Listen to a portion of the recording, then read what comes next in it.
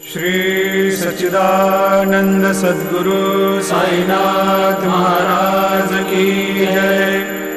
जोडोनिया कर चरणी ठेविला माथा, परिसावे विनंती माझी पंढरीनाथा।